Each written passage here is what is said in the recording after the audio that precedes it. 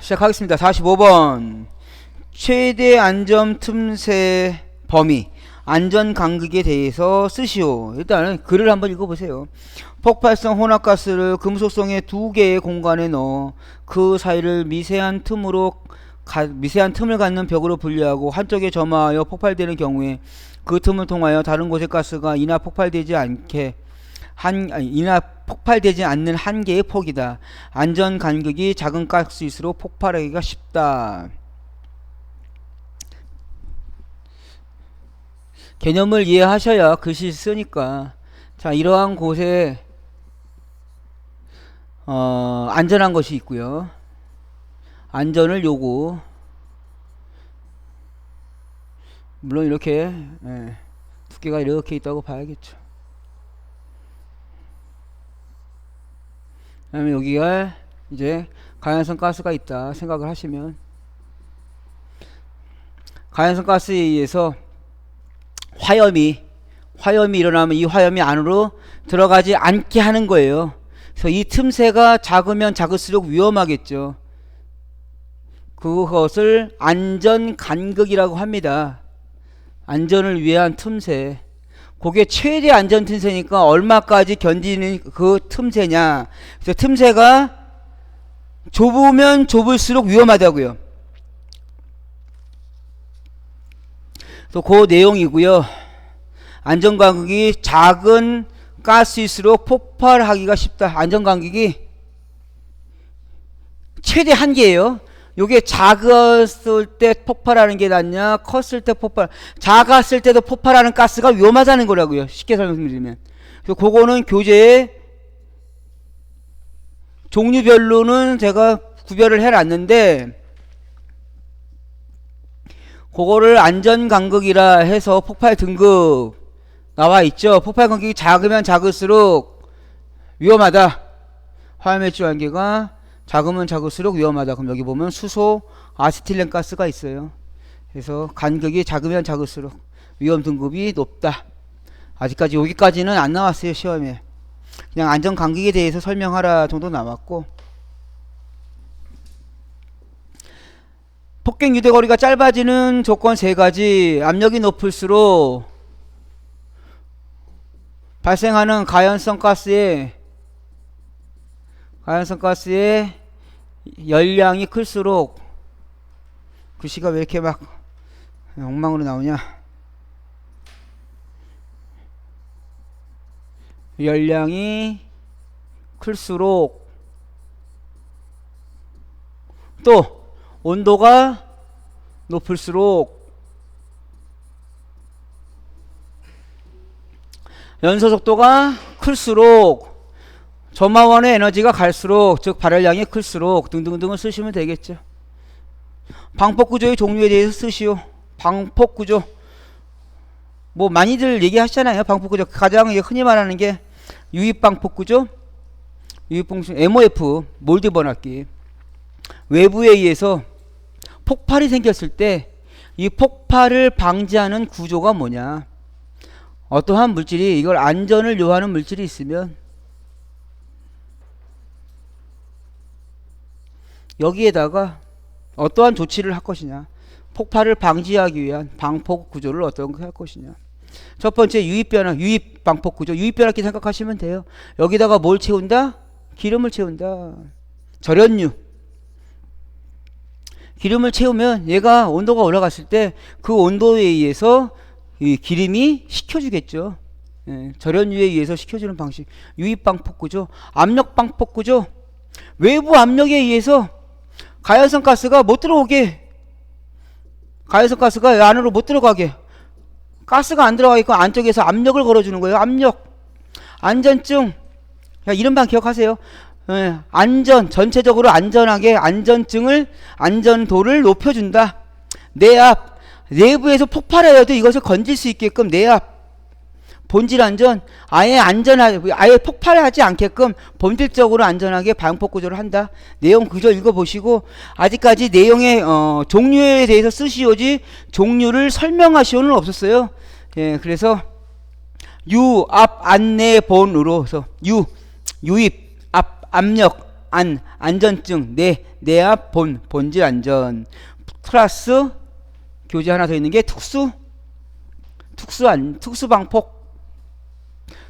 구조. 그래서 뭐 특수하게 별도로 설치해라 라는 얘기겠죠. 그 다음에 폭발 위험 장소 0종, 1종, 2종 해서 0종 위험한 분위기, 1종 정상 상태인데 가끔가다 위험한 분위기, 2종 정상 상태이지만 위험한 분위기가 가끔가다 존재하는 거. 아직 안 나왔어요. 폭발하면 이 정도까지는 알고 계셔라. 그래서 제일 위험한 게 0종 장소. 피난에서는 거실, 통로, 계단, 그 다음에 피난층,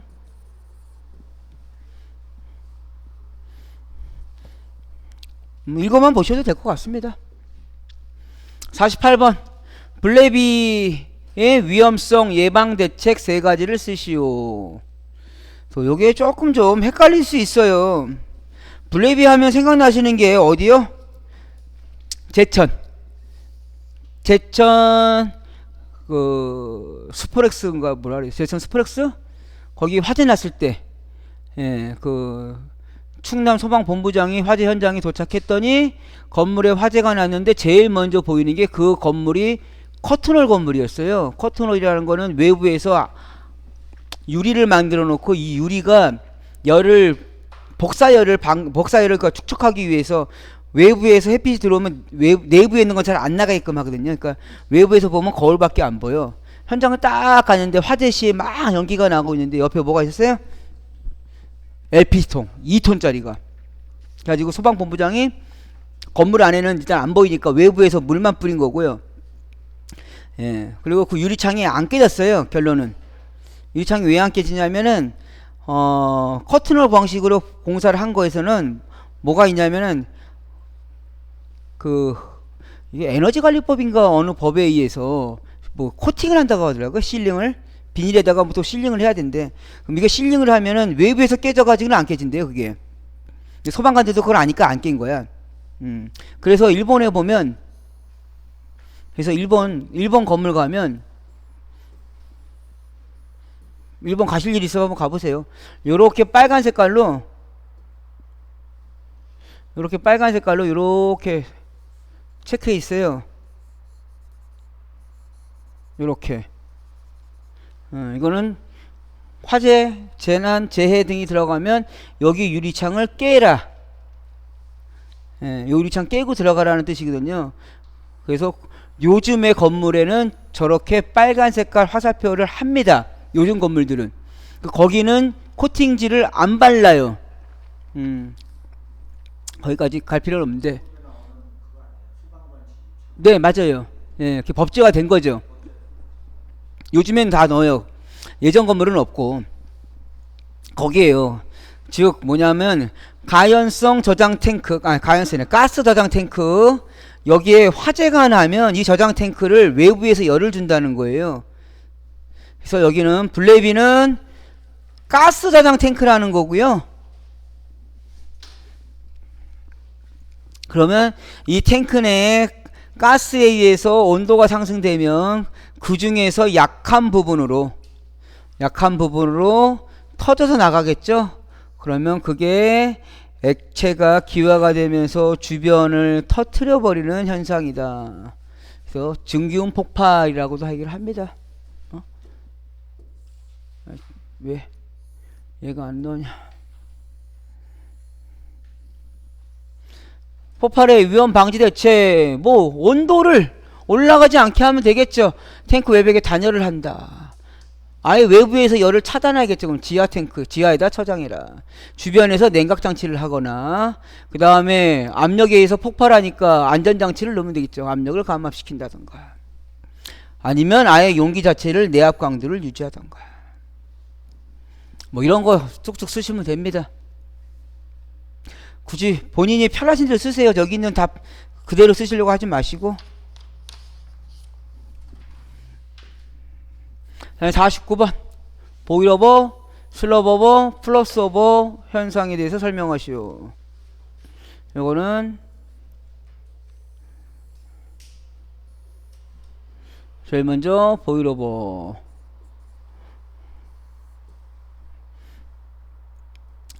여기에 중진류가 있더라. 보일오버 현상을 방지하기 위해서 어떻게 해야 되냐. 가만히 놔두면 폭발해버리죠. 그래서 여기다가 뭘 넣어요? 중진류가 증기가 생길 거란 말이에요. 이 증기에 의해서 폭발해버릴 수도 있어요. 그러니까 이 안에 있는 증기를 바깥으로 빼야 되죠. 빼려니까 뭐 통기관 바닥으로부터 뭐 얼마? 바닥으로부터 몇 미터 이상에? 4미터 이상에.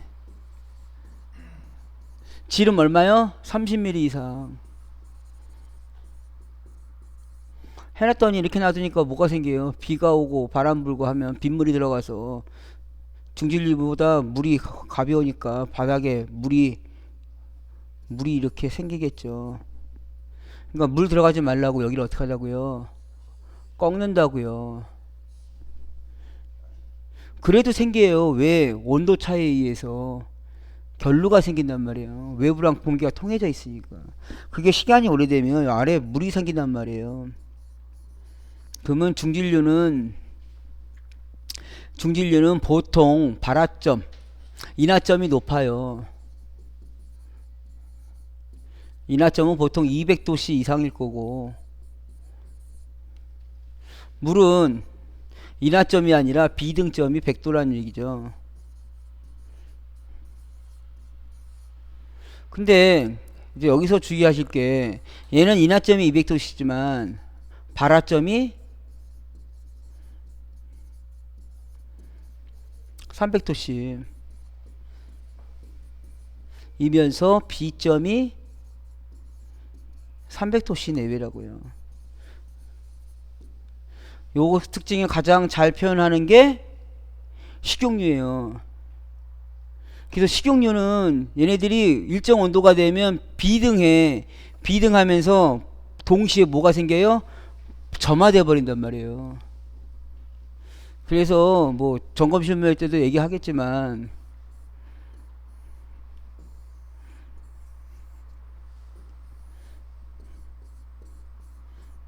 소방법에 보면, 여기다 웍을 넣고 조리를 한단 말이죠. 그러면 기름이 있을 거예요. 기름이 불 받으면은 막 유증기가 생기겠죠. 그럼 이 유증기가 여기 달라붙어. 오랜 시간이 되면 여기 다 달라붙어요. 그러면서 이 열기가 올라가.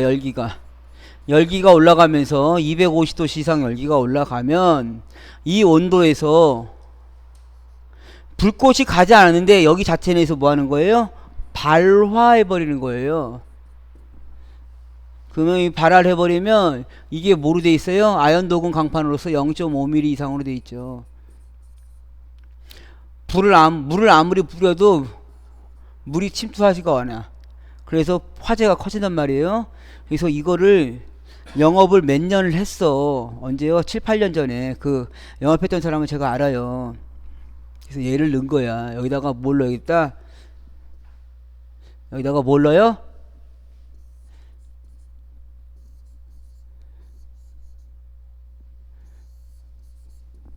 소화약제.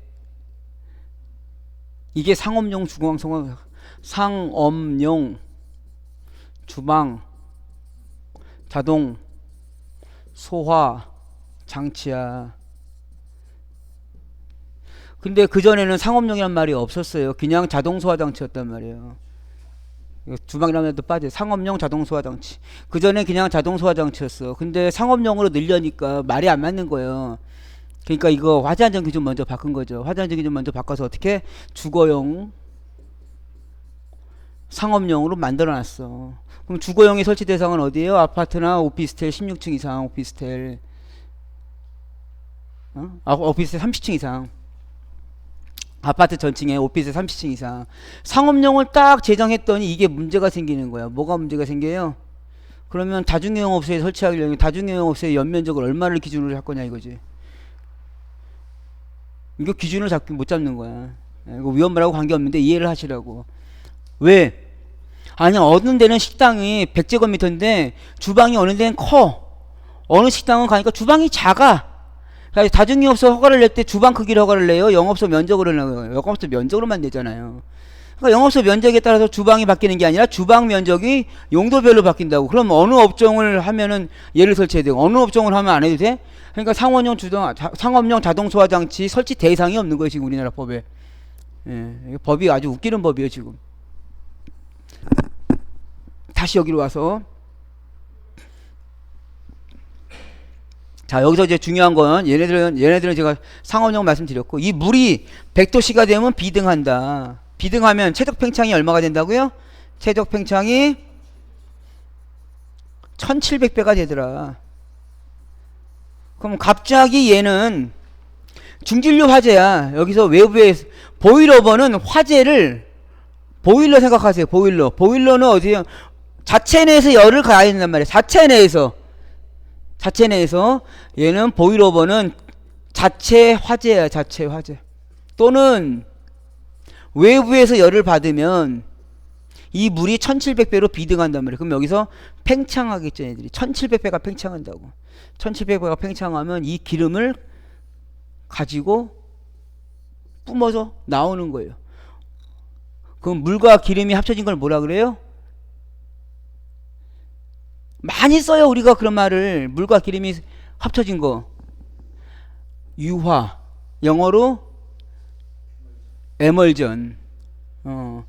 에멀전을 어떻게 확인하시냐면 물에다가 식용유를 넣으시고 막 흔들어요. 그러면 그게 유화 상태가 돼. 물과 기름이 섞여 있는 거. 화장품이야.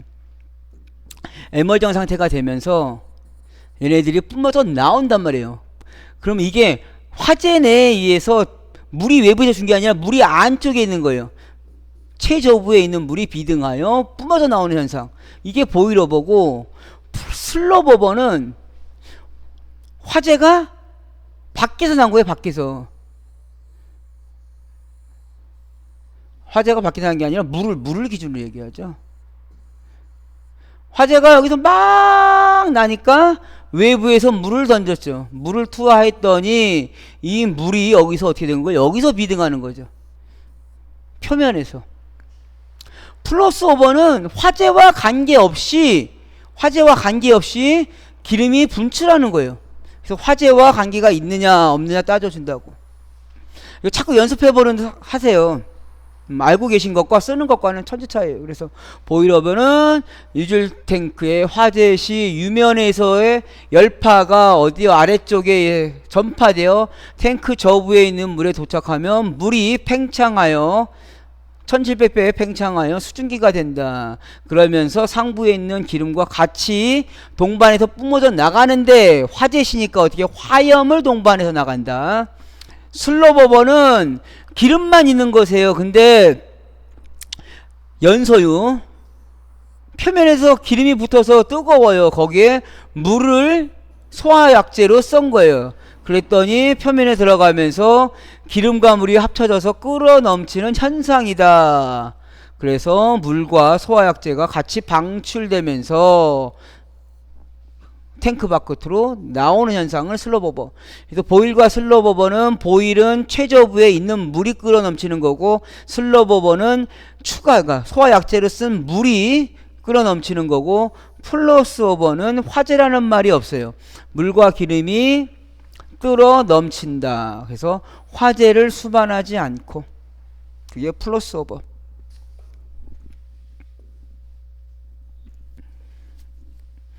그래서 블레비는 액화가스 저장 탱크의 안에 외부의 열에 의해서 탱크가 약해진 부분으로 분출돼서 나온다. 그래서 폭발하는 현상이다. 그 다음 플러스 오버는 뭐라 그랬죠? 화재라는 말만 빠지면 돼요. 보일오버는 화재 시 최저부에 있는 물이 끓어 넘친다. 슬로버버는 화재 시 외부에서 물을 줬더니 그 물과 같이 뿜어져 나온다. 액면화재는 개방된 용기에 인화성 액체 위험물이 유증기에 불을 붙여 발생하는 이런 곳에 이런 기름통이죠. 기름통에 불이 들어가서 액면에서 화재가 나는 것이 액면화재. 분출화재는 이러한 곳에 유동이 흐르겠죠. 유동대전. 그리고 있는데 여기 구멍이 하나 뻥 뚫리면 일로 갑자기 순간적으로 속도 V가 엄청나게 많아지겠죠. 그러면서 마찰에 의해서 불이 붙는 거. 점화원이 없이 불이 붙어요. 그게 제트파이어라고 합니다. 분출화재. 그래서 이거는 송출관에 구멍을 뚫으면 순간적으로 불이 붙는 거. 아직까지 다 나오진 않았습니다. 시험에. 리프팅의 정의와 발생 원인에 대해서 쓰시오. 요거는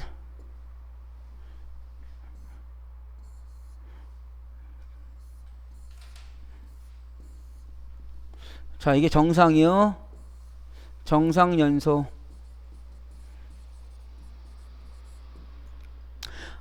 확산연소에서, 기체 확산연소에서 얘기를 하고요. 정산연소에서 불이 붙는 게 여기는 분출 속도와 산소 공급해주는 산소의 확산 속도가 같은 거고요. 연료 공급이. 자, 연료는 연료 분출량이 많아요. 연료 분출량이 많아. 그러니까 더 많이 나오고 있는데 여기 불이 붙어서 이만큼에서 불이 붙는 거. 이거를 선화라고 합니다. 선화. 먼저 선자. 불꽃이 위에 붙어 있는 게 선화. 얘는 연소 속도라고 하겠죠.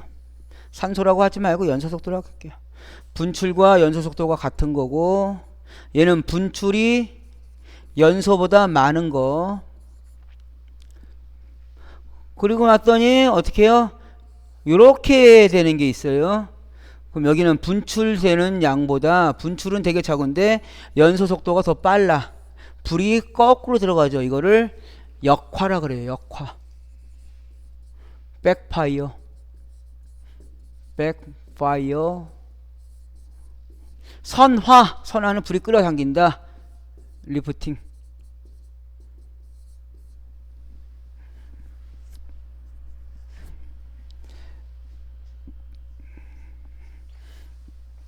시간이 놔두면 꺼져버리겠죠. 라이터 똑같이 생겨요. 라이터 정상적으로 켜졌는데 라이터 불 세게 하면 가스양을 많이 하면, 가스양이 많으면 불이 위에 붙어 있다가 일정량이 지나면 그냥 꺼져버려요. 역화는 라이터 불 켜고 있으면 불이 약한데 한참 갖고 있으면 어떻게 라이터가 뜨거워져 가지고 손을 놓치게 되잖아요. 그게 역화. 불꽃이 버너의 노즐에서 떨어져서 연소하는 현상으로 완전 연소가 이루어지지 않는 것으로서 역화의 반대 현상이다. 선화. 리프팅 같은 개념입니다. 그래서 분출 속도보다 연소 속도가 빠를 때. 자, 다음 51번. 다음 가연물을 소화하는 방법에 대해서 적당한 말을 쓰시오. 가연물을 연소 구역에서 제거하여 소화하는 방법. 제거죠. 연소 구역에서 제거. 가연물의 표면을 덮어서 소화한다. 덮으니까 피복 소화라고도 하고요. 덮는다 해서 피복. 예. 소화 방법에서는 제거, 질식 소화죠. 질식 소화. 산소 공급을 차단한다. 연소물로부터 열을 빼앗아 발화점 이하로 온도를 낮춘다. 가장 흔히 말하는 냉각으로서 주수소화죠. 물을 다량의 물. 할로겐 원소의 억제 효과에 의해서 연소의 연쇄 반응을 차단한다. 그래서 이거는 부촉매. 억제 소화 또는 부촉매 소화. 가지고 저도 찾아보니까 그거 있잖아요. 석유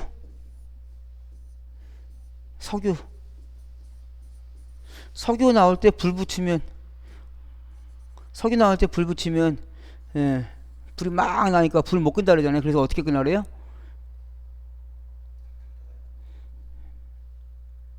소방설비 기사책에는 많이 나와 있는데 여기 불 끄려면 다이나마이트를 터뜨려 가지고 끈다고 되어 있잖아요. 해봤더니 안 꺼졌대요. 그래서 지금은 그 문제 안 나와요. 이론적으로는 다이너마이트가 터지면서 순간적으로 이 주변에 산소를 다 없애니까 순간적으로 지식돼 가지고 연소가 끊어진다고 돼 있는데 안 꺼진대요. 그래가지고 그 이 유전 화재에 예, 뭐 제거 소화라고 했는데 그거 안 돼요. 이거 안 돼요. 유튜버 보시면 유전 화재에 불 끄는 거 있어요. 유전 화재에 불 끄는 거 한번 유튜브 검색하실 이상 한번 보세요. 물대포를 쏴요. 물대포를 맞으면 날아갈 정도로. 자, 다음에 소화약제 반응식 가시죠. 여기도 마찬가지로 출제 빈도가 높지는 않아요. 근데 물론 요거는 암기를 다 하셔야겠죠. 근데 여기는 높지는 않아. 출제 빈도가 높지는 않은데 이 집만 하면 한 번씩 나와요. 그리고 첫 번째 나오는 강화액은 교재마다 또 다 틀려요. 강화액을 탄산칼륨이라고 하는데 탄산칼륨으로 넣고 여기 황산이 들어가 있는 게 있고 안 들어가 있는 게 있어요. 그래서 인터넷에서 찾아서 제가 제품을 검색을 해봤더니 지금 나오는 제품은 전부 다 황산을 들어가 있더라고요. 그래서 황산 있는 식을 최종적으로 답했어요. 두 가지 동시에 암기하실 필요 없을 것 같아서. 그러면 강화액은 탄산칼륨과 황산 수용액이죠. 그래서 여기 수소와 요거를 맞바꿔요. 그냥. 그러면 K2SO4. 그 남는 거는 H2 하고요. 여기 CO2가 남아있네요. CO2가 산소를 하나 빌려주면 H2O예요. 그러면 CO2가 2개. 그 다음에 기존의 H2O가 하나가 나오겠죠. 아, CO2가 2개가 아니지. 물이 2개, CO2는 하나. 여기서 요것만 주의하세요. 황산 들어간다는 거. 강화액에는 탄산칼륨과 황산 들어간다. 황산으로 이어지면 황산 수용액으로 암기하신 게 낫겠죠. 그 다음에 상알칼륨은 내외.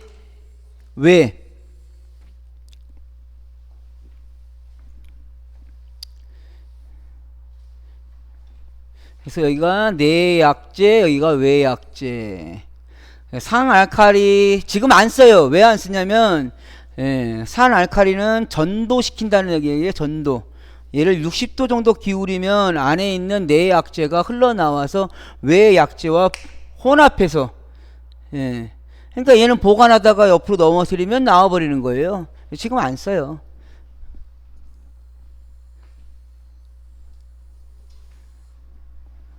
그래서 탄산수소, 나트륨과 황산. 여기 마찬가지로 NA가 요 자리에 들어가겠죠. Na2SO4. 그럼 요 물이 나와서 똑같이 보세요. 물이 나와서 여기 탄산 있잖아요. 탄산하고 물이 나오겠죠.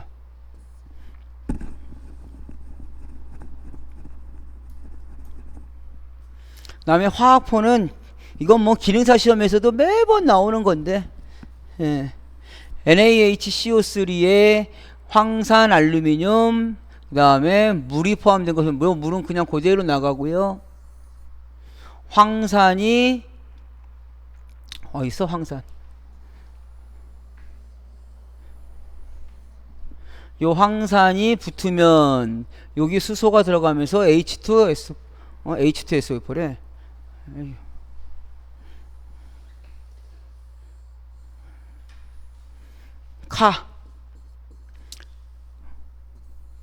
카가 왜 저렇게 나와요? 칼, 마, 알, 철, 납수. 여기서 보면 나트륨과 알루미늄 중에 어디가 더 반응도가 높아요? 나트륨이. 그래서 나트륨이 어디로 가는 거예요? 알루미늄 자리로. 그러면 Na2SO4. 그러면 알루미늄이 나가겠죠. 알루미늄이 나가면서 산화, 수산화 알루미늄. 그 다음에 이산화탄소와 물이 나가더라. 여기서 나오는 CO2가 포의 발포, 공기포, 발포 역할을 한다. 팽창 역할을 한다. 화학포는 암기하려고 노력해보세요.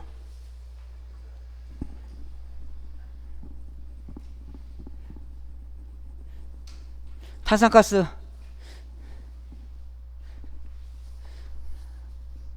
지금 점심 먹고 나자마자 막 졸려서. 화학포 이거는 기능사에서도 몇 번 나왔고요. 산업기사에서도 몇 번 나왔는데 기능장에서 오히려 안 나왔어요. 이거 기능사 공부하시는 사람은 무조건 이거 암기하라래. 6. 이거 아예 그냥 입으로 6NaHCO3는 Al2SO4 플러스 뭐더라? 18H2O. 그 다음에 3Na2SO4 6CO2에다가 18H2O 그대로 가고 두 개의 Al OH3. 이거 그냥 기능사 하시는 분도 암기하시라는데 오히려 기능사에서는 요거 1종부터 3종까지가 아니라 화학포가 자주 나왔습니다.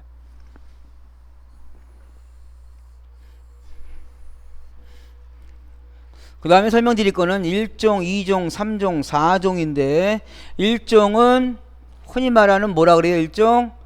1종 A, B, C 중에서 B급, C급 2종 B급, C급 3종은 A, B, C 4종은 없어요.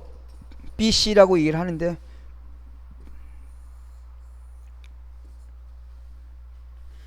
일종이니까 제일 먼저 만든 거겠죠. 그래서 자 수헬, 리베, 붕탄, 질산, 플레, 나트륨이 먼저 나오잖아요. 나마, 알교, 인황, 염화, 칼륨, 칼슘. 여기서 얘가 1종, 얘가 2종 이렇게 생각하세요.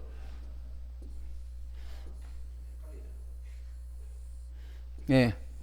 화학 원소 기억을 하실 때 나트륨이 먼저 나오고 그 다음에 칼륨이에요. 그러니까 나트륨이 1종. 그 다음에 NaHCO3가 열받으면 나가는 거니까 얘는 Na2CO3 나가고 H 나가고 그 다음에 CO2 나간다 생각하셔서 가시고 얘가 한 번 더 분해되면 여기서 분해될 거는 얘밖에 없어요. 그럼 Na2가 있고요. CO3에서 CO2가 나갈 거예요. 그래서 CO2가 하나 더 나가고 CO2 빠져가니까 Na2O 가 나갔다. 똑같아요. 여기도 K2O에 H2O 두 개, CO2.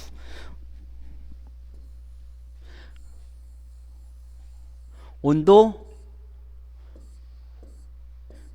이것도 저 공부할 때는 이 뭐 2785 뭐 1519라 그랬나? 1950?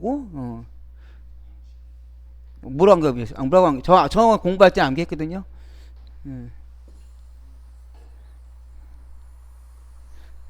다음에 3종은 암기를 하셔야죠. 3종은 1차, 2차, 3차를 다 암기를 하셔야 되고 특히나 3종은 뭘 해야 된다. 전체 분해식도 암기를 하셔야 되고 3종은 NaHH2PO4가 분해되면 HPO3 플러스 그 다음에 NH3는 N 그대로 나가네. 그 다음에 O가 4개죠. 4개. C H2O인가 보다. 그래야지 맞겠다. 그러면 O가 4개, N이 하나, H가 3, 4, 5, 6. H가 6개. P가 하나. 이거는 전체 반응식도 암기를 하셔야 되고 온도별로 19, 2로 300 해서 요거 온도도 암기하셔야 되고 이거는 관리사 시험에서도 나옵니다. 특히나 이 중간에 요거는 몰라도 돼요. 이거 메타인산은 암기하셔야 돼요. 왜? 최종 부산물로 나오는 게 요게 메타인산이니까. 그래서 얘기를 하면 메타인산의 방진작용이에요. 방진작용 NH4의 부촉매와 H2O의 냉각 작용에 의해서 얘는 A급, B급, C급이다. 여기서 A급으로 쓸 수 있는 이유는 HPO3 즉 메타인산의 방진작용에 의하여 A급 화재에도 사용할 수 있다. 그래서 A, B, C급이라고도 하고요. 만능소화 약제라고도 하고요. 그 다음에 4종은 국내에 유통이 아예 안 됐어요. 필기시험 때는 이거를 암기를 하시라고 하는데 실기 때는 한 번도 나온 적이 없고 제품 자체가 없어요. 국내 4종은. 그 다음에 시중에 남아있는 건 다 3종이고요. 1종이 가끔가다 있습니다. 요거 뭐 나트륨 때문에 얘는 1종은 뭐 식용유 화재에 쓰인다. 식용유 화재에 쓰인다. 그래서 케이크 수화기에 쓰이는 게 주로 이제 강화액.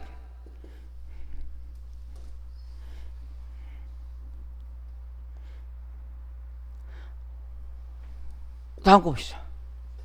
52번. 강화액 수화기의 화학 반응식에 의해 발생하는 가스의 압력에 의해서 발생한다. 어떤 가스? CO2 가스에 의해서 압력 방식이 되겠죠. 이때 반응식을 완결하라. 38회 때 나왔는데 38회 때 문제가 이게 나왔어요. 그래서 이거 채택했다고요. 요거 황산이 없는 반응식도 있어요. 그래서 K2가 H2하고 상호 교환하면 K2SO4, 그 다음에 H2O 하나 나가고 H2가 하나 두 개 나가네요. 그 다음에 CO2 두 개 H2와 CO2. 이때 소화 효과를 쓰시오. 소화 효과는 K2SO4의 부촉매, 물의 냉각, CO2의 질식. 53번. 산화칼리 소화약제를 내약제, 외약제로 쓰고 반응식을 쓰시오. 제가 아까 내약제, 외약제를 반대로 얘기했구나. 내약제가 황산, 외약제가 중탄산 나트륨. 중탄산 나트륨 가운데 중이고요. 가운데 중자를 써요. 가운데에 수소가 있는 탄산 나트륨이라는 얘기예요. 그래서 이거를 중수소 탄산 나트륨, 중탄산 나트륨 또는 탄산 나트륨 또는 중조라고 합니다. 다 같은 말이고. 쓰고 반응식을 써라. 황산 H2SO4, 중탄산 나트륨 NaHCO3 하면 요 수소 자리에 나트륨이 들어가니까 Na2SO4, CO2 나갈 것이고요. H2O 나갈 것이고요. 다음에 빈칸을 채우시오. 6. NaHCO3는 1AlSO4 플러스 18H2O 6이 아니고 3Na2SO4 2Al2OH 6CO2 18H2 맞나요? 6 1 18 3 2 6 18 네. 아직 기능장에서 안 나왔어요. 화학포 소화기의 기포 안정제. 요것도 이제 기능사 산업기사에서 많이 나왔던 거라. 가수분해, 단백질, 계면활성제, 샤포니, 소다배 등등이다. 이거는 안 하셔도 될 것 같아. 그렇게 중요하진 않아요. 자, 그 다음에 56번. 분말 소화약제 4종류의 화학식과 약제 색깔을 쓰시오. 그래서 1종은 NaHCO3, 2종은 KHCO3, 3종은 인산, 요거요. H3PO4가 인산이에요. 인산에다가 뭐가 붙었냐? 암모늄이 붙었다. 그래서 인산 암모늄. 4종은 요거 2종 플러스 요소예요. 이걸 뒤에 거를 요소라고 합니다. 요소. 요 뒤에 거 색깔이 제가 잘못 넣었어요. 백 담자 담홍회라고 되어 있는데 예전에 백 담자 담홍 회라고 했었거든요. 근데 이 담자색이 명칭이 바뀌었어요. 회색으로.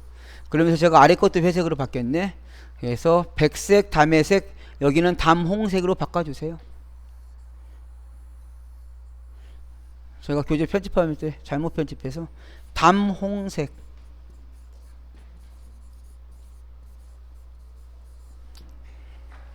백색, 회색, 담홍색, 회색 해도 돼요. 담홍색. 핑크색이에요. 분홍색. 소화기 써보셨잖아요. 안 써봤어요? 소방훈련 하실 때 소화기 분말 소화기 써보면 핑크 색깔, 핑크 색깔 착색돼요. 저도 기름통에다 넣고 소방훈련 한다고 해가지고 불 붙이고 분말 소화약제 쓰다가 눈썹 한번 태워 먹었는데 저도 그때 알았어요. 뽑아보니까 분홍 색깔인데 이거 진짜 청소 안 되더라고요.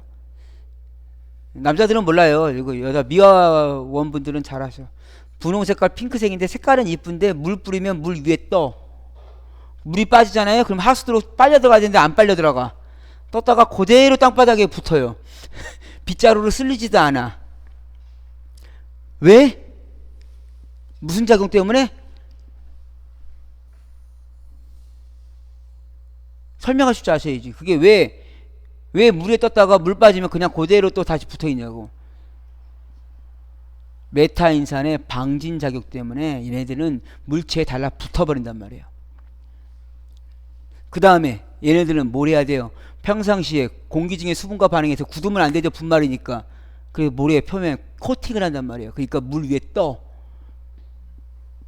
물에 떴다가 물이 빠지면 그대로 달라붙어. 빗자루로 쓸어도 안 쓸려요. 색깔은 무슨 색깔이고? 다몽색이라고. 그게 뭐라고요? 3종이라고요. 기회가 되시면 한번 쓰세요. 예, 분말 소화약제 10년 되면 다 폐기잖아요. 버리기 전에 한번 쓰고 버리시라고. 그것도 말씀드려요. 그것도 언제야? 2013년도 9월 23일이었을 거예요. 영등포요. 영등포 사장님이 여기 많았잖아요. 물레동 이쪽이 다 그거였잖아요. 기계공업단지였잖아요. 예, 흔히 말하는 동로상가에서는 뭐라 그랬죠? 미사일 만들고 물레동에서는 탱크 만들다 그랬잖아요. 모르세요? 옛날 어르신들 다 그런 얘기 들었을 텐데 물레동에서 탱크까지 만든다 그랬어. 그 공업단지에 있는 사장님이 불 끄다가 했잖아요.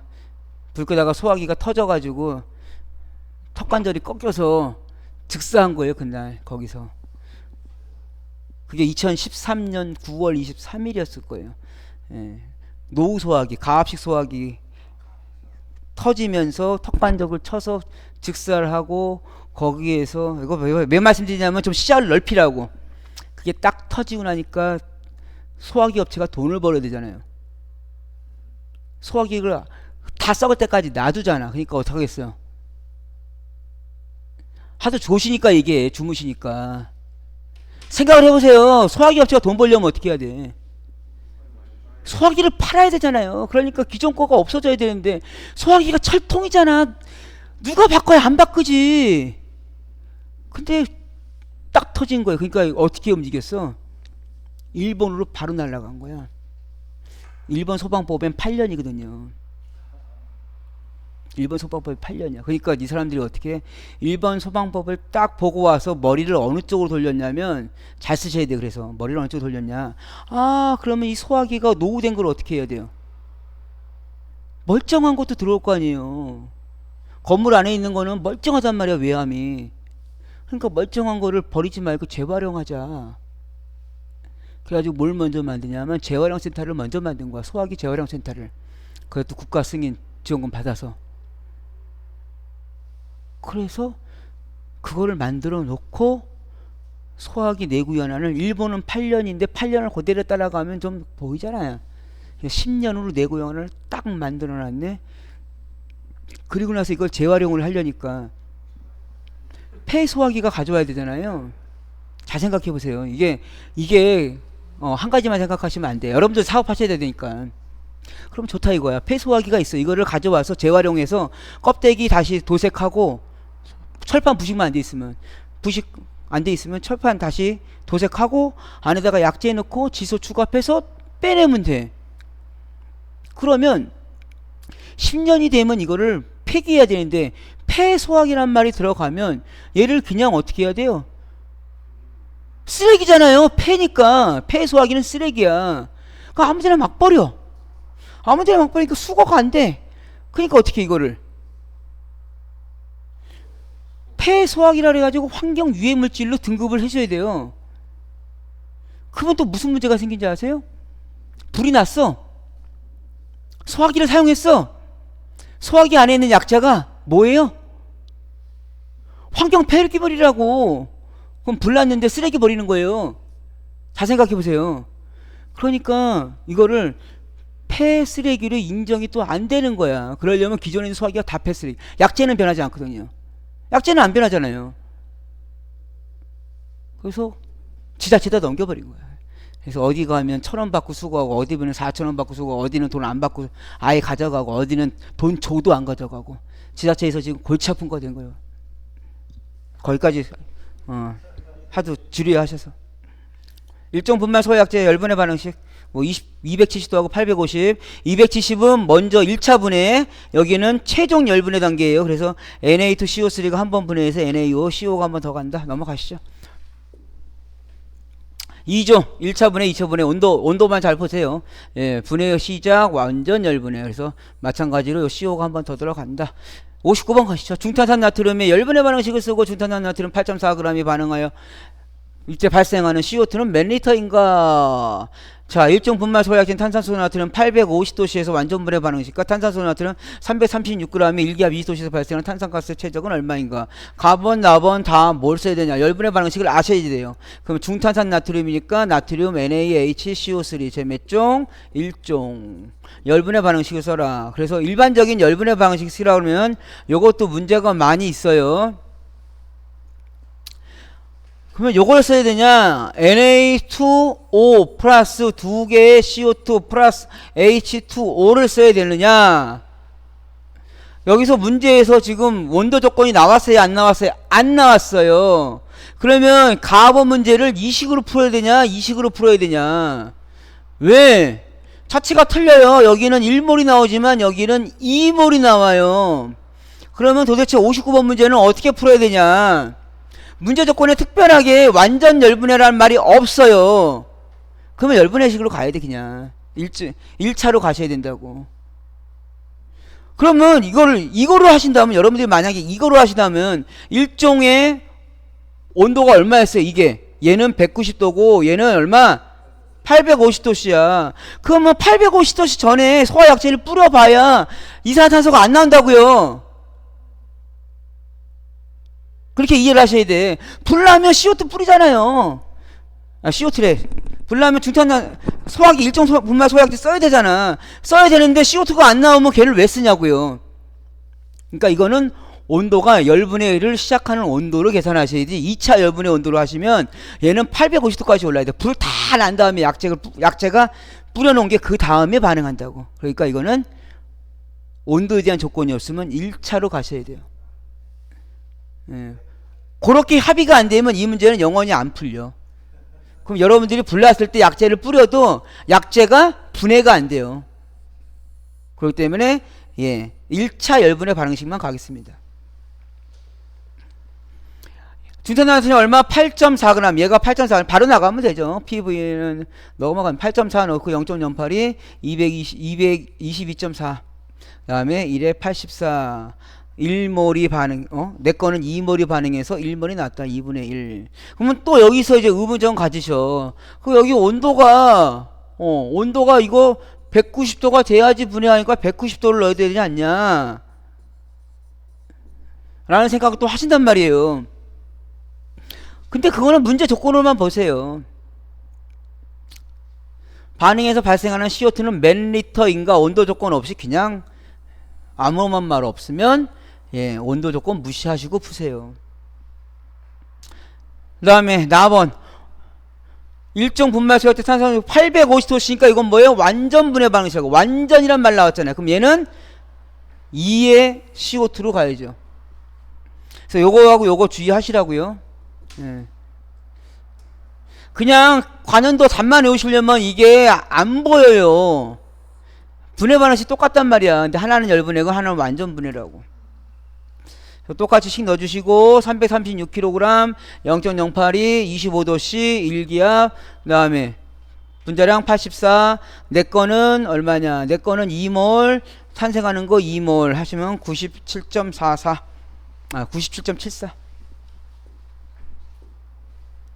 60번 가시죠. 3종 분말 소약제 1차 2차 3차 분해 반응식을 쓰시오. 완전 분해 반응식도 암기를 하셔야 되고 각각의 온도별로 반응식도 암기하셔야 되고 잘 암기 안 돼요. 이런 거 안 써도 돼. 안 써도 돼요.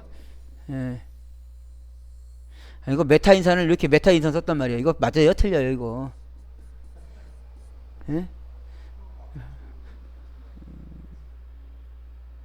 그러면 채점자가 이거를 또 찾아본다고 안 찾아봐요. 그러니까 쓰지 마시라고. 명칭을 쓰라고 얘기 나오기 전까지는 이렇게 괄호 열고 이런 거 쓰지 마세요. 1차, 2차, 3차 다 써주시고 이것도 보시면 이쁘게 나오려면 여기가 2를 넣어주는 게 이쁘게 나오기는 해요. 그래야지 요 2가 그대로 밑으로 내려가거든요. 그래야지 요게 그대로 들어가요. 그리고 요게 그대로 들어가고 이쁘게 써주려면, 근데 그렇게 써주는 것보다 그냥 그대로 가세요. 저도 답을 2 넣어가지고 한번 해봤는데, 그러면 해석하는 사람 입장에서는 좋은데 보는 사람 입장에서는 그렇게 깔끔하진도 않아. 요거 하고 덤으로 최종 분말 3종 분말 속도의 최종 반응식까지 같이 해주시는 걸로 하고 넘어가겠습니다. 61번부터는 이제 소화설비예요. 예. 소화설비 중에 소경 피용할 중 소화활동설비의 종류를 써라. 뭐 이거 다 아시겠죠 뭐. 재연설비 3연 연결살수 연결송수관 연소 방지에다가 무통의 비콘. 뭐로 바뀌어요?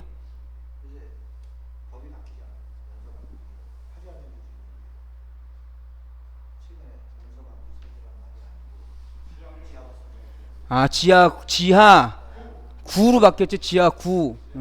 전체 이름이 다 바뀌었죠. 예. 그냥 쓰세요. 그냥 쓰세요. 위험물 안전관리법에서는 안 바뀌었어요. 예.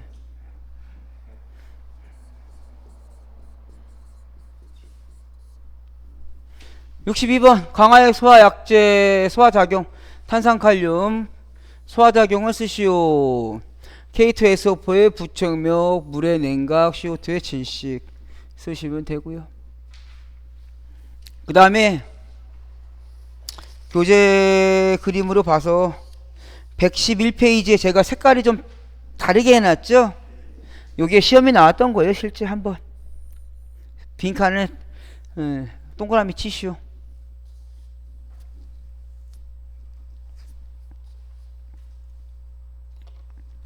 한번 나왔으니까 다른 건 몰라도 요거는 암기하시자고요.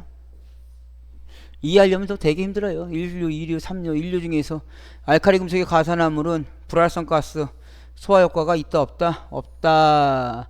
2류 없다. 다만 인화성 고체는 불활성 가스가 있다. 이거 어떻게 다 알겠어요? 4류는 불활성 가스 다 효과가 있다.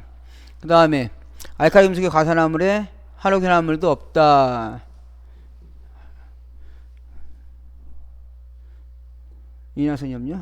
이거 여러분들에게 하는 걸로 하겠습니다. 이거는 설명하는 게 더 짜증나는 것 같아요.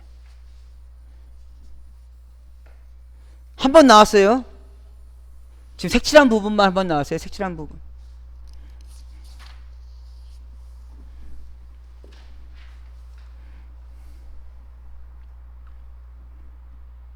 이 아래쪽에 색깔 약간 모양을 약간 꺾어 놓은 거는 위에 거랑 위에 거랑 구별하시라고. 물분모하고 대형하고 있을 때 조금 틀리다고요. 불활성하고 할로겐 부분이 조금 틀리다고 체크해 놓으신 건데, 체크해 놔드린 건데, 앞에 것만 기억하시죠? 63번 다음 가로 부분을 채우시오. 소화기구는 바닥으로부터 얼마? 1.5m 이하의 높이에 비치하고, 소화기에 있어서는 소화기, 마른 모래에 있어서는 소화용 모래, 팽창 진주한 팽창 질석에서는 소화 질석이라고 보기 쉬운 곳에 부착하여야 한다. 뭐 법에 있는 내용이라 특별한 내용은 없네요. 그러면 1.5m 이하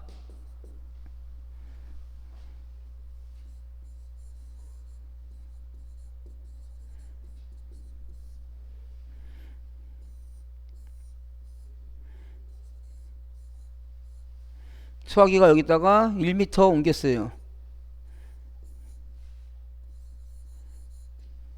그럼 소화기 이거 붙였던 거 띄워가지고 옮겨서 붙여야 돼요.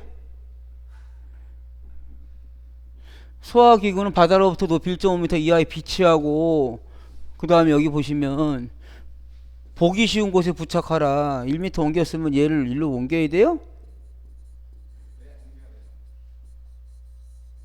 누구 입장에서 보기 쉬운 곳이에요? 소방관이 보기에 보기 쉽지가 않다고요. 1m 옮겼으면 옮겨서 붙여야지.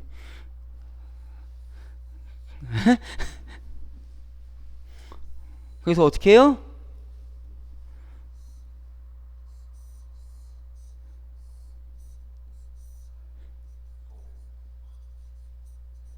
뭐? 받침대. 받침대 규정이 맞다 틀리다가 얘기가 많아서 말씀드려요.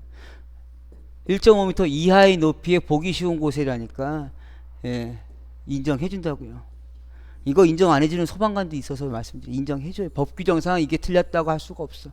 저도 웬만하면 이거 스티커 붙이지 말라 그래요. 그 다음에 소화기 있으면 뒤집으라고 하잖아요. 그러니까. 뒤집는 거 의미가 있어요? 약재가 굳었는지를 보는 거지 뒤집는다고 이게 더 오래 가지 않아요. 예. 그래가지고 어떻게 여기다가 월 점검표를 붙여요. 못 보셨어요 혹시? 소화기 꽁무니에다가 꼭 뒤집어가지고 여기다 사인하라고. 저는 월 점검표 쓰지 말라 그래요. 월 점검표 안 쓰는 게 맞아요. 소화기를 매월 점검하라는 법이 없어요. 어디에 있어요? 공공기관 안전관리의 법칙에 있어요. 유관점검으로. 근데 이거를 왜 붙여요? 소방 공무원들이 자기 역할인데 누구한테 다 맡겨요. 다 외주주잖아요. 외주업체 오면 자기가 해야 할 일인데 외주업체 맡게 되니까 야 사인하고 와. 그래서 사인을 하니까 너 사인했는지 안 했는지 모르니까 점검표에다가 기록하고 와. 이렇게 돼버린 거야. 공무원분들이 들으시면 조금 좀 그렇게 하실지 모르겠는데 이게 잘못된 거예요. 아무 의미 없어요. 소화설비 설치기준, 제조소 등의 전기설비, 이거 지금 제가 이렇게 가로치기 한 거는 가로치기 나올 수 있으니 잘 보시라는 얘기입니다.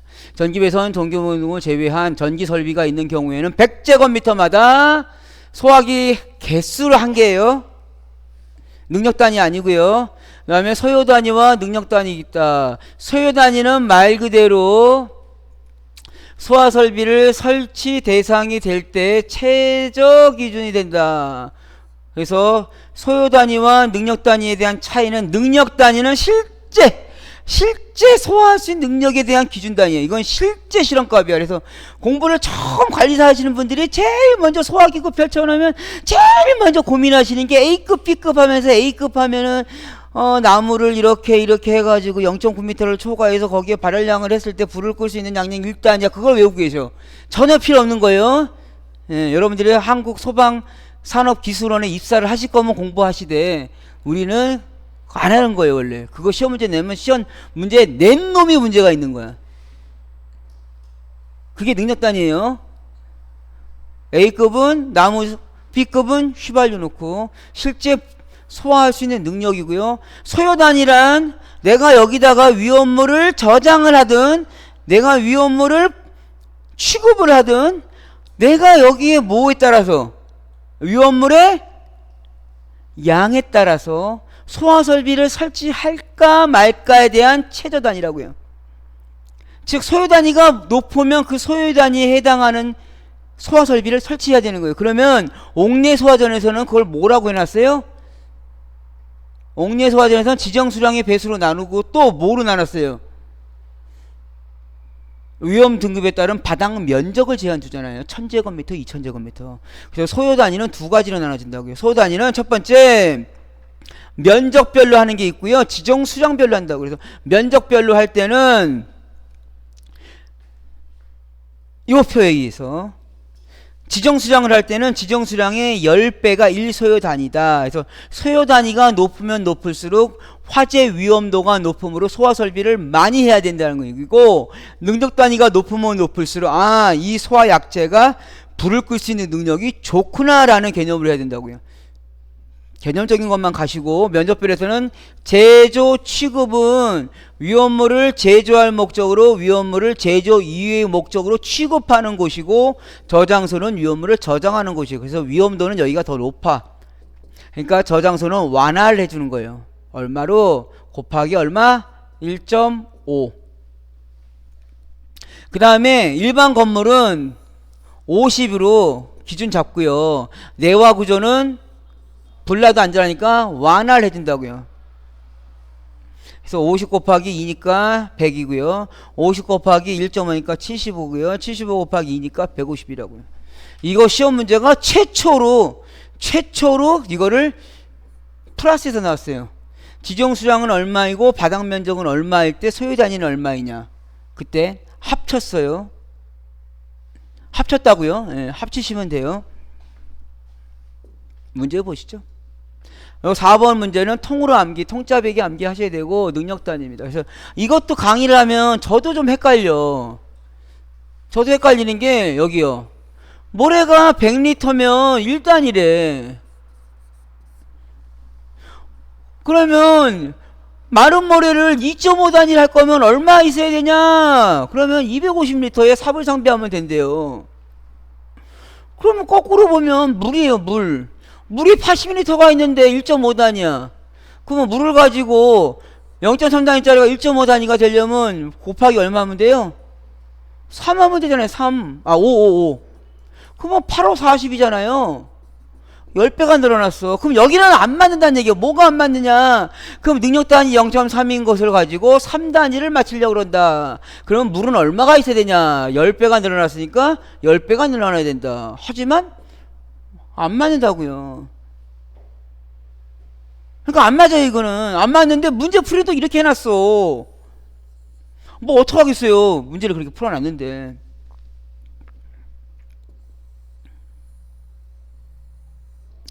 이건 뭐예요? 실제 불이 이렇게 있다는 얘기예요. 불이 있으면 이 불에다가 물을 뿌릴 거야. 이렇게 물을 뿌리면, 예, 능력 단위가 0.3인 것은 8리터만 됐는데 얘가 1.5단위로 5배가 불이 커졌어. 물을 5배 넣으면 불이 꺼지냐 이거죠. 아니죠. 물을 한번 거쳤다가 흘러나가 버린단 말이에요. 불을 못 꺼. 더 많은 양을 넣어야 돼. 그래서 이건 실제 화재에 능력 단위만큼의 물을 도포했을 때 물이 소요되는 양을 넣은 거기 때문에 암기를 하셔야 되는 거야. 괜히 이거 계산하지 마셔. 다만 주의하실 거, 이거 실기시험에 나오시면 이거 안 쓰시면 틀린 답이에요. 요거 안 쓰시면 틀린 답이에요. 이거 안 쓰시면 틀려요.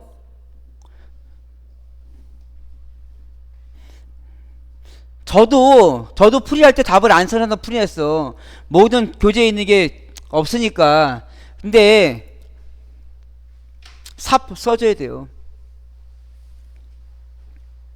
다음에 수동식의 소형과 대형을 나누는 기준, 소2, 대3, 해서 대3 소위로 암기를 하시고, 대형 30, 소형 20m마다 앞에는 보행거리다. 그래서 포, 강, 물, 분, 할, 탄 2, 6, 8, 2, 3, 5. 문제 있으면 문제를 보시고 넘어가겠습니다. 자, 금속칼륨 50kg, 미나칼슘 300kg 저장 시 소화약제인 마른 모래 필요량은 몇 리터인가? 금속칼륨은 지정수량이 얼마? 10. 이나칼슘은 지정수량 300. 지정수량의 배수를 얼마큼 따져야 되냐? 근데 여기 지금 보시면 소화약제인 마른 모래의 필요량이에요. 소화약제인 마른 모래 소요 단위? 아니,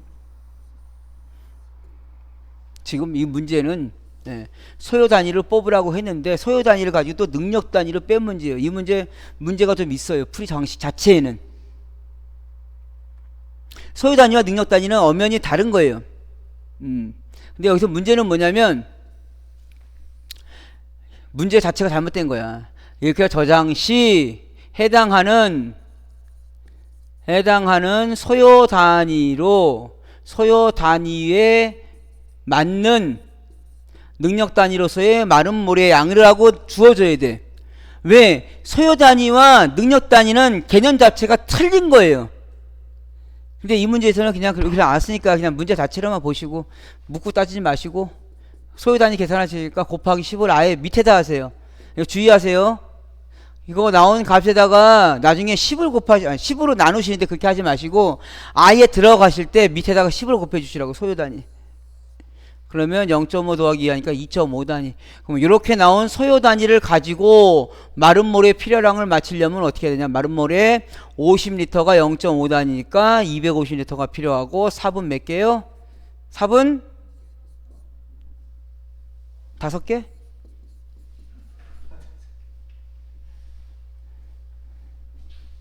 왜냐면 마른 모래 삽 한 개를 포함했을 때 50m가 0.5단이니까. 저도 지금 이게 제 해석으로는 삽 5개가 들어가야 되는데 모든 교재에 삽 5개가 없어. 우리도 쓰지 마요. 만약에 관리사 시험에 나왔으면 쓰셔야 되지만 기능장에선 쓰지 마시라고. 왜? 출제자래. 채점자가 그만큼 지식이 없어요. 괜히 엉뚱한 답을 썼다 생각해서 틀리게 하니까 위험물 안전관리법에서는 그냥 250리터만 쓰시자고요. 이게 관리사 시험에 나왔으면 제가 생각하기에 삽 5개 안 쓰면 틀린 답이에요. 65번 소화질석의 비치량은 칼륨 100kg 그러면 소요 단위는 10 곱하기 10한들 했죠. 그럼 1단위의 소화질석은 160리터가 1단위다. 그러므로 160리터. 넘어가겠습니다. 위험물의 소요단위를 산출하고자 한다. 직경 6m, 높이가 5m의 원통형 탱크에 가솔린을 저장하겠다. 소요 단위는 얼마인가? 이 탱크의 90%를 저장한다고 가정하자. 문제 조심하실 거는 원통형이래요. 원통형. 원통형이 이건가요? 아니면 이건가요? 근데 뭐 여기서는 지금 직경하고 높이만 왔으니까 이걸로 보셔야겠죠. 이거를 종형, 요거는 횡형이라고 합니다. 이거는 횡형, 이거는 종형. 종처럼, 종처럼 생겼다 그래서 종형 생각하시면 되고, 얘는 파이 R, 반지름 R. 그러면 파이 R 제곱 높이 L 곱하기 L에다가 탱크는 90%만 저장한다니까 0.9 하시면 되겠죠. 그럼 파이 특별한 말 없죠? 3.14. 반지름은 직경이 6이니까 반지름은 3. 높이가 5 곱하기 0.9 곱하기 0.9 하면 127.17이 나오죠. 세제곱미터예요. 얘를 리터로 환산하셔야 돼. 그러니까 하나, 둘, 셋. 시험장 가서 헷갈리실 때는 소수점 기준으로 하나, 둘, 셋 이렇게 체크하세요. 그러면 공짜는 넣어주면 되잖아요. 127, 170. 그 다음에 또 문제는 뭐냐? 가솔린 특 1 R 2 3 4 동 5 2 4 126에 1만 가솔린이니까 200리터네요. 얘를 200으로 나눠줘라. 또 주의하실 건 뭘 주의하셔라? 소요 단위를 계산하는 거니까 곱하기 10 하시면 63.585인데 여기서는 또 어떻게 했어요? 소수점 이하를 또 올렸어.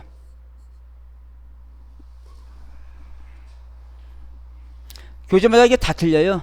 어떤 거는 0.5 단위에서 0.5로 끝나. 근데 여긴 또 올리래. 올리는 거 그냥 올려서 계산하세요.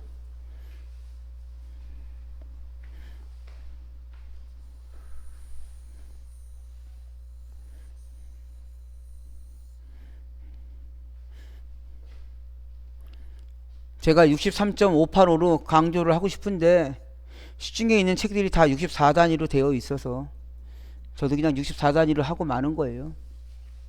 67번 옥내소화전 수평거리 25m 방수구 설치 높이 방수구는 얼마? 옥내소화전 1.5m 송수구는 0.5에서 1.0 소화전 함의 두께는 합성수지가 4mm 철판이 1.5 문짝의 면적은 0.5 제곱미터요.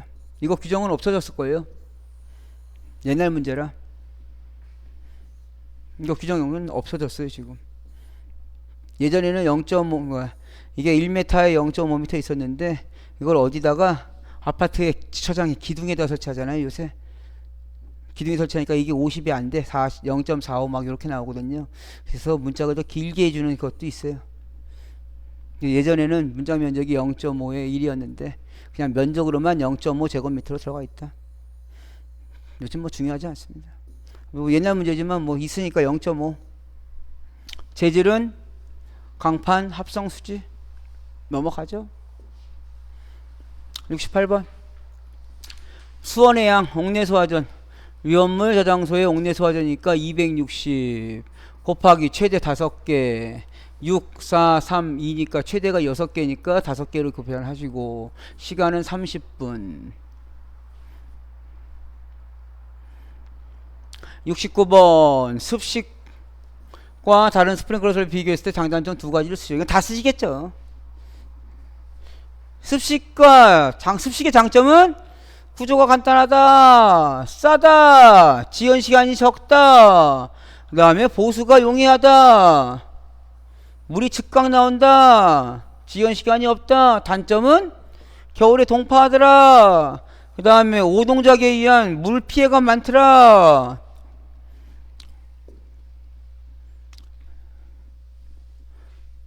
(25m) 옥내가 25, 옥외가 40, 스프링클러 1.7m. 이거는 특수가연물을 기준으로 해서 적었습니다. 특수가연물 기준으로 해서 1.7이라는 얘기고, 자, 수평거리 25m, 40m는 똑같고요. 소방하고 방수량 소방은 130인데 얘는 260이고요. 옥외 소화전 소방은 350인데 얘는 450이고요. 스프링클러는 똑같아요. 방사시간 다 소방은 20분인데 얘는 30분이라는 거. 최대 옥내는 최대가 5개, 옥외는 최대가 4개, 최소가 2개인데 소방에서는 최대가 2개예요. 그거 좀 헷갈려요. 예, 위험물에서는 최소가 2개, 최대가 4개인데 소방으로 가면 최대가 2개예요. 그 다음에 방사 압력은 전부 다 0.35, 0.35, 0.35다. 스프링클러는 똑같아요. 요거 시간만 틀리고.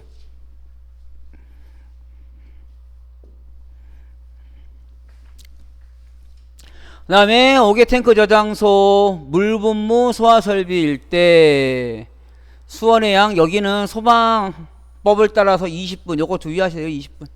예. 원주 길이 1m당 원주 길이 1m당 방사량을 37로 잡는다. 넘어가시고요. 70번 물올림 장치 설치 기준. 이거 예전에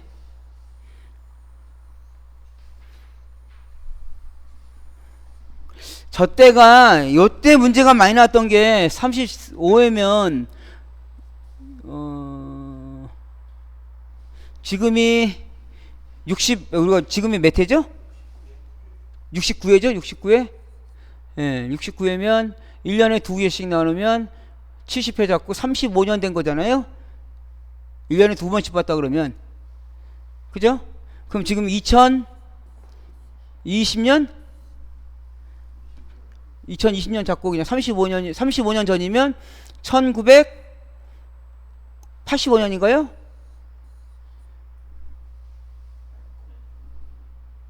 95년인가요? 85년이잖아요. 95년인가요? 35년 전이면 85년 1985년에 위험물 안전관리법이 있었어요? 없었어요. 소방법이 있었어요? 없었어요. 내무부령이었어. 그게 언제 바뀌어요? 화재안전 기준 나온 게 2004년도야. 위험물 안전관리 나온 게 2004년 5월 29일이란 말이에요. 그러니까 그때는 내무부령으로 해서 이 당시 35에 나올 때는 소방법하고 위험물하고 합쳐진 법이었어. 그러니까 지금 보시면 다 옛날 문제라고요. 45에 50회 요거는 그나마 요즘 거고, 여기 보시면 다 옛날 문제란 말이야. 34회. 그러니까 소방법이 없을 때 내무부령에 있을 때 법이라고요. 그러니까 이런 문제는 지금은 나온다 안 나온다? 안 나와요. 소방 공부하신 분들은 아시겠지. 나오면 맞힐 수 있는데. 뭐 문제가 나왔던 관연도니까 물올림 장치 설치 기준 물올림 장치는 전용으로 해라. 전용으로 해라. 그 용량은 가압성 장치에 유효하게 작동할 수 있도록 하라. 그 다음에 물이 빠지면 자동으로 감수 경보를 해라. 감수 경보 장치 및 물올림 장치 물을 자동으로 보급하기 위한 장치를 설치하라. 이거 다 어디요? 옛날 소방법에 있던 겁니다. 넘어갈게요. 그다음에 펌프 양정 방식에 대해서 이거는 낙마방. 배호낙이죠. 배호낙. 낙마방이야. 배호낙. 낙차. 배호낙차. 스프링클러는 호스를 안 쓰니까 배낙. 그 다음에 ESFR 배호낙. 배호낙. 여기도 호스 안 쓰죠. ESFR은 다만 방사압력에 대한 부분이 없으니까 이게 방사압력이다. 물분무는 배하고 요거 낙차. 순서 바뀌어도 전혀 관계 없습니다. 포는 배호낙에다가 방사압. 그러니까 법적으로 방사압이 정해진 게 스프링클러는 10m, 옥외가 35, 옥내가 35니까 요거는 빠져 있는 거고 나머지는 뭐가 들어간다고요? 방사압력이 들어가면 돼요. 어디서? 설계 압력. 시험 문제에서 나오면 그냥 쓰시면 돼요. 44회에 압력 수조래요. 압력 수조니까 옥내면 얼마? 35m. 압력으로 환산하면 0.35m. 그 다음에 배호낙, 호스 낙차, 배호낙, 포소화 설비에 구하라. 그럼 포소화설비니까 어딨냐? 호스, 낙차에다가 방사압력, 필요한 설계압력, 환산수도. H니까 미터로 하시면 되고 P니까 메가파스칼로 하시면 돼요. 뭐 소방하신 분들은 잘 하시니까. 특수가열물 저장실에 스프링클러 설치할 경우 헤드의 살수 반경은 1.7m 이하라 35회대예요. 보시다시피 아주 옛날에. 그래서 특수가열물 무대부로 하면 1.7m로 한다. 렉시 창고에 특수가열물이다 그러면 1.7, 렉시 창고인데 특수가열물 2회다 그러면 2.5.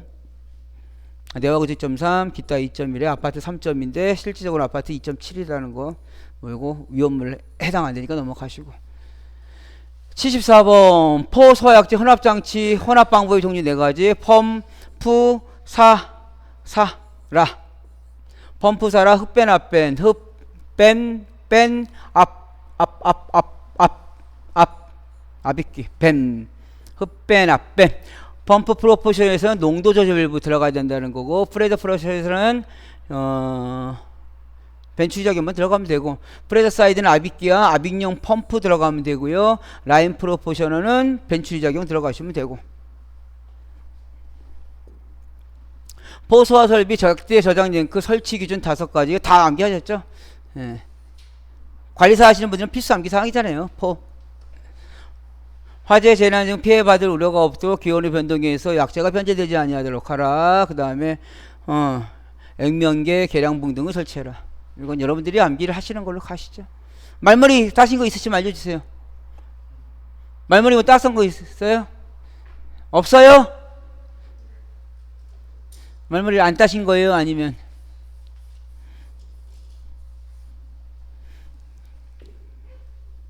76번 이동식 포소화 설비 수원의 수량은 다음의 기준에서 정한 양으로 포소량을 만들기 위한 다음에 적당한 숫자를 쓰시오. 이동식 포소화 설비는 4개의 노즐을 동시에 사용할 경우 각 노즐 선단의 방사압력은 0.35 메가파스칼 이상이고 방사량은 옥내에 설치한 것은 얼마?